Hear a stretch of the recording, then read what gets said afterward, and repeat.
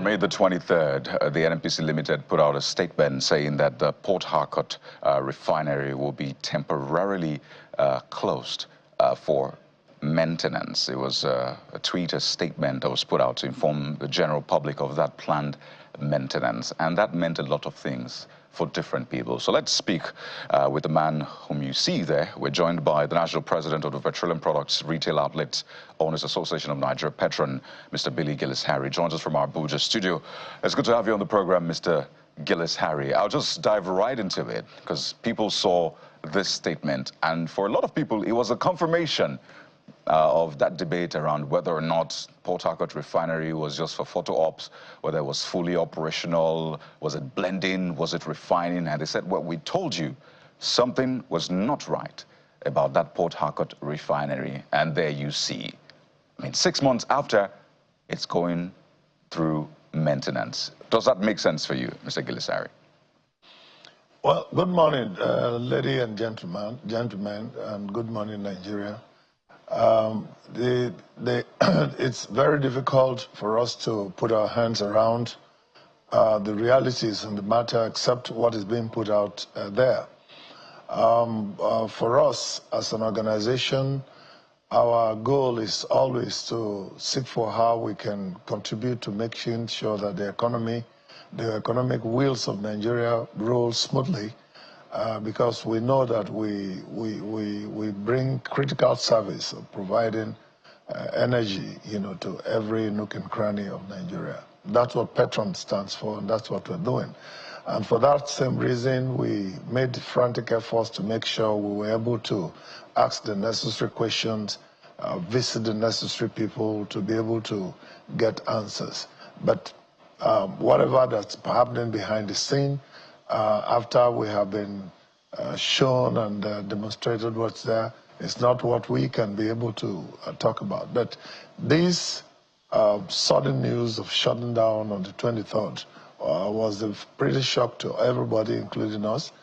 And a couple of days ago, we had, from our technical evaluation, requested, that NNPC should do the best to give us a clear timeline on how our refinery should work.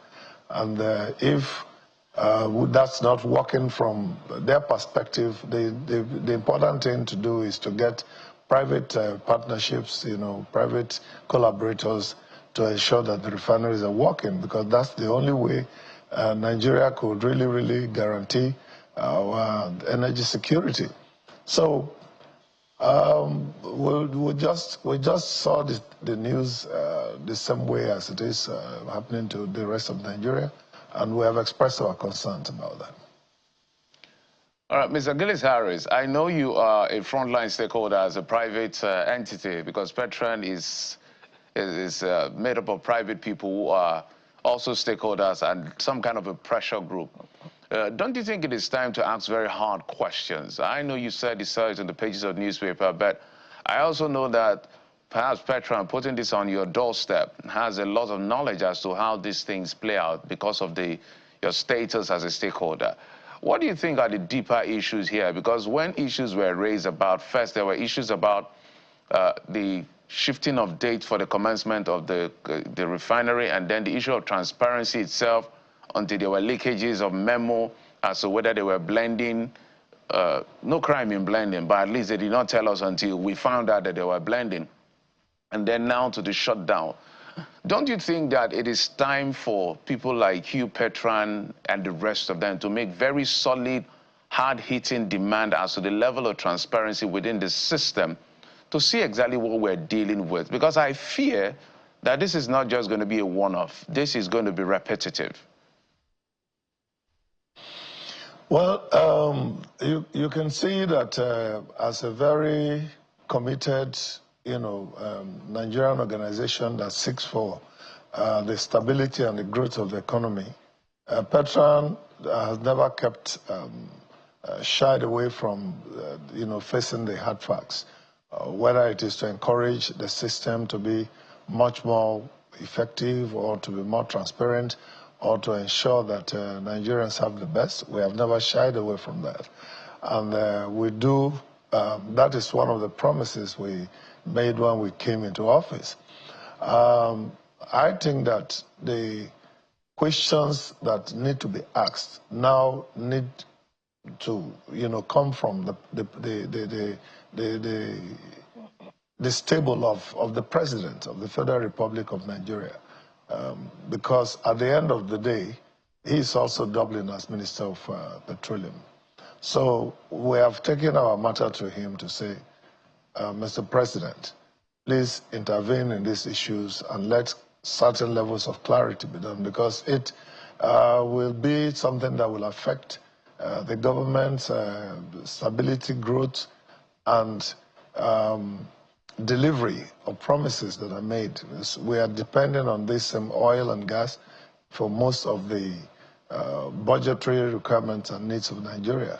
So yes, we demand for those, and we ask, that transparency, efficiency should be the watchword going forward. And Nigerians should be, given the best of service from a company that is, from the analysis we have made, the NNPC today is well over $350 billion US, making that the second largest corporation in Africa. And that's why we want to give the best support to the new management of NNPC. Engineer Bayo Julari is a very round hole in a round peg, and we believe that once he puts his feet down, things are going to be working. All right, Mr. Gilisari, as you give support to the board of the NNPC, it may also be important to also ask questions at this time, particularly because you referred to transparency earlier on. And the report we're getting about the Port Harcourt refinery is that it hasn't produced in about 5 months. We've gathered that you and your team have visited the refinery, maybe not in recent times, but recently enough to tell us what you have seen. Help us understand how transparent processes have been based on what you have seen. Confirm whether or not it hasn't produced for 5 months, even prior to this shutdown for maintenance. And as you speak to that also, the tone of the report suggests that management is telling staff of the refinery to mind their business, not to talk to the press at all. This also raises issues of transparency. Well, Petron led a very high-powered team as recent as March, and we clearly were demonstrated that the refinery was working, because the reason why we went on that emergency visit was we had also heard that production is not happening, but we went there and were taking around the facility. Production was going on, the flare was on, and of course the quality of products that were coming out of there were demonstrated and displayed to us. We saw the samples of products that were brought out. This is as recent as 27th of March. And so we had every reason to believe, that production never shut down. And but the only thing we were sure of was that PMS was not being produced, at the particular time that we visited. And we wanted to know why it was so, because we thought that PMS production was key.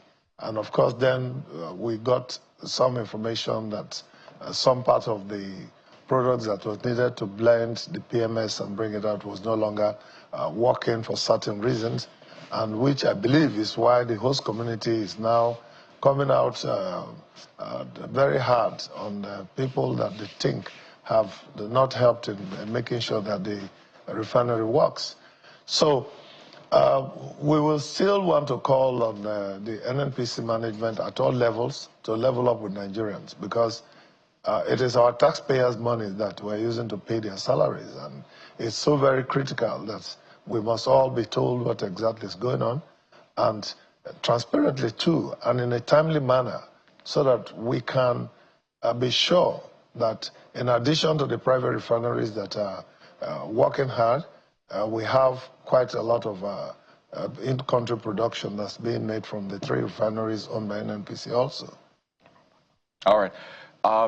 Because of time, we understand that you have to run. Just to be clear, I know that there were talks around even Dangote Refinery having some sort of maintenance for June and all of that on the bit of maintenance part. But for the products bit, have you ever gotten PMS from the Port Harcourt Refinery? Have you ever gotten products, PMS from there? Well, incidentally, PMS was produced, like we told the story at the earlier time. Our members applied for PMS from the same depots, and we were told to hold on because the PMS that was being produced was all the time given to NNPC retail outlets, and we kept waiting. But we were still buying PMS from NNPC. From other depots, that have some level of collaboration with them, which we cannot tell what was the source. We're also buying PMS from our big brothers, Memman and Dapman, that are also importing products, and that's how we've been running. But we cannot, I cannot verify that PMS was being loaded from Port Harcourt Refinery depot. All right, Mr. Achilles Harris, as we wind down just in about a minute, so 2 things I would like you to speak to. First is whether this is a time to actually looking at selling off NNPCL to private investors. I would like you to speak to that. And you also think it's important that we begin to investigate everybody who was part of this, from Melekera and the rest of them, because something definitely is not panning out right, and something is happening that we need to call everybody that was involved in this one way or the other to come and give account. Sorry, there's a little interference. Yes, we think that the refineries should be, working in collaboration with other private stakeholders, including all the, relevant stakeholders that are in the industry, that have experience and have passion and patriotic zeal to ensure that our economy moves consistently upward. And as far as we are concerned, the issue of transparency is very important. The issue of transparency is extremely important now, because as Nigerians, we need to be proud of what we have. And like I've just said, NNPC is a very powerful company that is operating out of Africa. And I'm very proud of that as a Nigerian. But let my pride also show on the streets, in the lives of ordinary Nigerians, in everyday life that we live. And this is just what I think we need to get done. Just before we let you go, Mr. Gilesari, I'd like you to talk about pricing and how this shutdown may affect supply chain, as you referred to in your statement. First of all, even prior to the shutdown, why didn't the refinery, for the duration of the period that it worked... There's interference. I can't hear you. Can you hear me now? Can you hear me? There's some other noise coming from somewhere else. Okay, I'll try that again. Yes, I can hear you. Okay. Clearly, yes. For the duration of the period that the Port Harcourt refinery... Bukola. Yes, for the duration of the period that the Port Harcourt refinery worked, why didn't it impact on pricing, despite the proximity to residents? Reports at the effect that they're buying petrol at 1,000 naira per litre. And that's on the one hand. I can hear you. Yes. But I'm not hearing Bukola speaking. Can you hear me? Can you hear me? Mr. Gilesari? I can hear you now. Yes, I can hear you. Good morning. Okay, so why didn't the proximity of Port Harcourt refinery impact significantly on pricing? There are reports that residents of Port Harcourt are buying petrol at 1,000 naira per litre. And during this shutdown, how will the shutdown impact on petrol supply in Port Harcourt and environs? Well, like I said, petrol, PMS supply, we've always got PMS from other sources, to our retail outlets in that part of the world. And, but this shutdown is really going to be something we have to be watchful and encourage the NNPC management not to allow it to, be too extended. We need to already, there is a very strong concern about two times shutdown for maintenance since the refinery came on stream, one in December, and now we're having one in in May. So it's very important that we put an eye on that and encourage the government and also the NNPC management to ensure that the refinery comes on stream and stays on stream for as long as is possible to ensure that we keep getting products. Prices of PMS in River State has always been one that is a very strong concern to us, because that is a place where we have two refineries already operating. We are hoping that Azika Refinery from Bayelsa will swing in and also contribute to the production of PMS and distribution. Pricing, as of this time, will be something that will be difficult to predict, but it's going to impact very negatively on us, because then we are going to be depending on the long haulage from Lagos and so on and so forth. Well, I imagine for a moment if Nigeria was only relying on the Port Harcourt refinery for petrol, I don't know what would have happened. Maybe we'll have had to resort to the infamous, we have reserve for 30 days, or we had to import and all of that. But clearly, a lot of issues need to be resolved in this, and we're grateful for the insight you've given us. We've been speaking with the national president of Petron, Mr. Billy Gillisari. Wish you a great day, and of course, we'll come back when there's need for more clarity. Thank you.